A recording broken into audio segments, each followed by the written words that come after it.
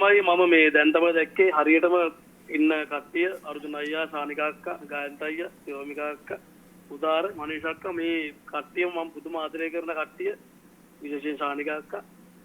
මම ඇත්තටම ගොඩක් සතුටුයි මට කතා කරන්න අවස්ථාව ලබා දීපේ කියන්නේ. ඔයාට කතා කරන්න දෙයක් තියෙනව නේද උදාර මල්ලිට? අනිවාර්යයෙන්ම. අන්න ඒක කියමු. මේවා එන කුමන්ත්‍රණ. නෑ. එහෙම අසරණ කරන්නේ නෑ අපි කවදාවත් අපේ වැඩසටහන තුල.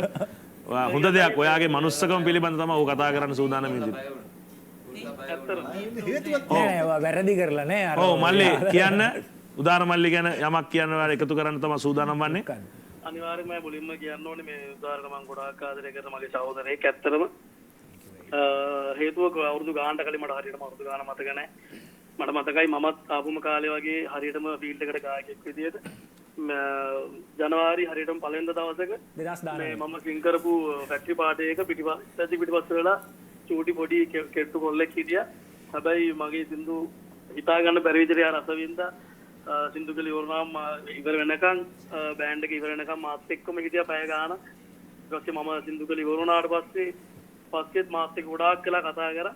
හැබැයි මම දැනගෙන හිටියේ නෑ අවුරුදු ගානක් ගියාට පස්සේ මේ වගේ ප්‍රේක්ෂක ජනතාවගේ ආදරය ලබන මේ මෙච්චර ජනප්‍රිය වෙලා ඉන්න උනේ මේ මල්ලි කියලා. මට එයාම තමයි ඒක මතක් කරේ. අදටත් ඒ ගතිගුණ එහෙමමයි. මොන හරි ස්කෝල් එකකට තිබ්බත් අනිත් පැත්තට ගන්නවා, කොහෙද දැක්කත් ඇවිල්ලා කතා කරනවා. කිසි වෙනසක් නැහැ. මට ඒ කතාව මේක මුළු මහත් ජනතාව ඉස්සරහම කියන්න ඕන වුණා. උදාර කියන්නේ කවුද කියලා පෙන්වන්න. උදාර කියන්නේ මාරම උදාර පුද්ගලයෙක් නේද? උදාර පුද්ගලයෙක්. Right. අනිවාර්යයෙන්ම.